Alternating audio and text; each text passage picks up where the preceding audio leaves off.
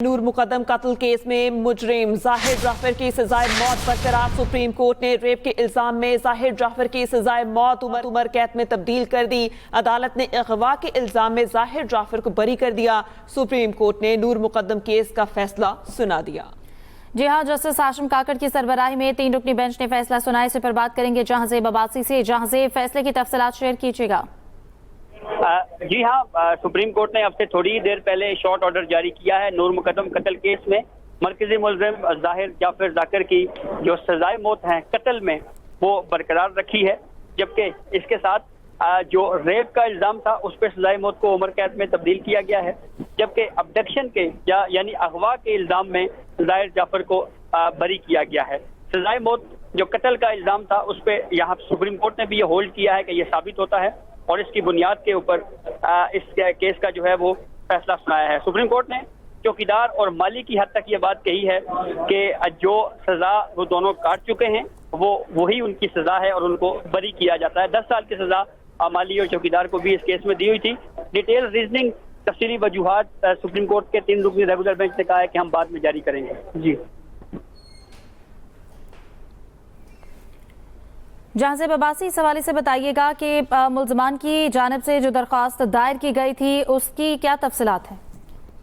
देखें, सलमान सफदर जो वकील थे उनकी तरफ से तो यही आर्ग्यूमेंट था कि इस केस में कोई आई विटनेस नहीं है, यानी शाहिद नहीं है, लेकिन अदालत ने इस आर्ग्यूमेंट को डिस्कार्ड किया है, इसको नहीं माना और ये कहा है कि ये जो आर्ग्यूमेंट है इसको नहीं माना जा सकता, क्योंकि इस केस में जो असल जो एविडेंस है वो सीसीटीवी फुटेज है और उसको आज सुप्रीम कोर्ट के 3 रुकनी रेगुलर बेंच ने एक्सेप्ट किया है और जाहिर जाफर जाकर के वकील एडवोकेट सलमान सफदर के जितने भी आर्ग्यूमेंट थे उससे अदालत मुतमईन ना हुई और फिर उसके बाद सुप्रीम कोर्ट की जानिब से ये शॉर्ट ऑर्डर जारी किया गया है।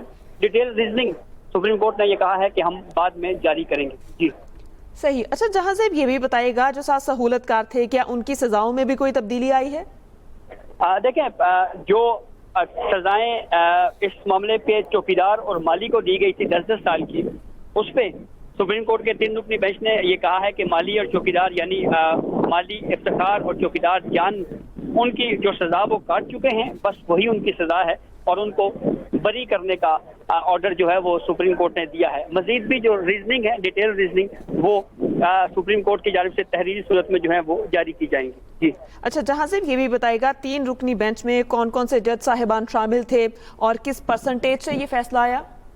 देखें, जस्टिस हाशिम काकड़ की सरबराही में ये सुप्रीम कोर्ट का 3 रुकनी बेंच जिसने मुतफिका तौर के ऊपर ये फैसला सुनाया है, इसमें काफ़ी डिटेल से डे टू डे बेसिस के ऊपर हियरिंग हुई है और सुप्रीम कोर्ट ने रोजाना की बुनियाद के ऊपर इस केस को सुना और फिर उसके बाद अब एक शॉर्ट ऑर्डर जारी किया है।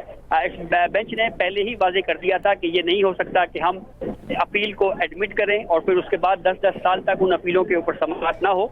हम रोजाना की बुनियाद के ऊपर केस सुनेंगे और इसीलिए इस बेंच के सरबराह जस्टिस हाशिम काकड़ जो कि मखसूस नशिस्तों पर समाअत करने वाले 11 रुकनी आईनी बेंच का भी हिस्सा हैं, वो 9:30 से लेकर 11 बजे तक रेगुलर बेंच में केस सुनते, उसके बाद 11:30 बजे आईनी बेंच में जाते, वहां पर मखसूस नशिस्तों का केस सुना जाता और फिर 1 बजे के बाद रेगुलर बेंच में दोबारा आके केस सुनते। तो काफी तवज्जो के साथ सुप्रीम कोर्ट ने इस केस को सुना है और फिर अब इसका शॉर्ट ऑर्डर अनाउंस किया गया है। डिटेल रीजनिंग रेगुलर बेंच ने ये कहा है कि हम बाद में जारी करेंगे, जिसमें वजूहात बताई जाएंगी।